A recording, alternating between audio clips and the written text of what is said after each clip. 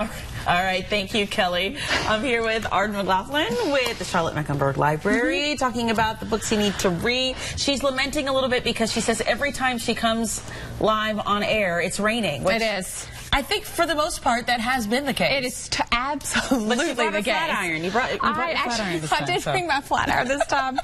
I just can't take it. I cannot take the hair out to here. Good. I don't think y'all want to see that either. Good day to read, though. It is absolutely a good day to read. And a lot of times, if you're like me and you get stuck in a book and you get through it so quickly, you go, I need another one right away. And I'm finding it harder and harder in the summer because I'm reading them so quickly to find the next book. So my trick is I actually stick with authors and read all the whatever that author has. So the first, a great recommendation is Emily Giffin. Now she is kind of a native North Carolinian. We claim her because she went to school at Wake Forest, but actually lives in Atlanta now and writes the most amazing women's fiction. So I love this. Actually, story made me get ready for football season. Like I'm not even. I like football, but not like this character does.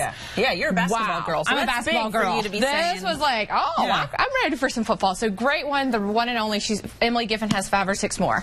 So another great author is Jane Green. Now Jane actually writes what I really call some women's fiction, but it's actually a little bit more. There's always some sort of tragedy that happens and pulls the characters together. So there's male and female characters, but it's not as saucy, if you will, as like an Emily Giffin. So there's some richer story and a little bit more character development, but also heavier. So Emily is really light and well written, but a little bit lighter of a story. These can kind of be a little bit heavier. Okay. Now this is just another. I'm becoming such a fan of Mary Kay Andrews.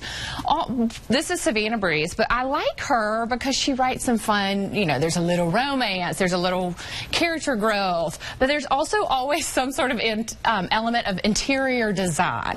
So there's some sort of refixing a house or redoing a room or that sort of thing. The characters are actually going through that. So in this one, she's actually rebuilding her investment with an old rundown house in Savannah. So you get to get some of those elements as well. So you will read this and get on Pinterest and do all your ideas and then go back into reading it.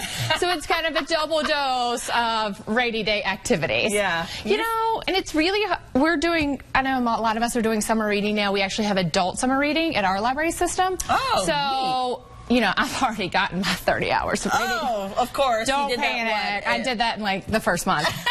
But I know we adults are always wanting our kids reading, but it's really important to be modeling those behaviors as well. And sometimes we run out of time. How do I find it? So finding authors. These are all authors I've recommended to most of my girlfriends lately. So I think you all like them too. Thanks, Arden. You're welcome. We'll be right back after this.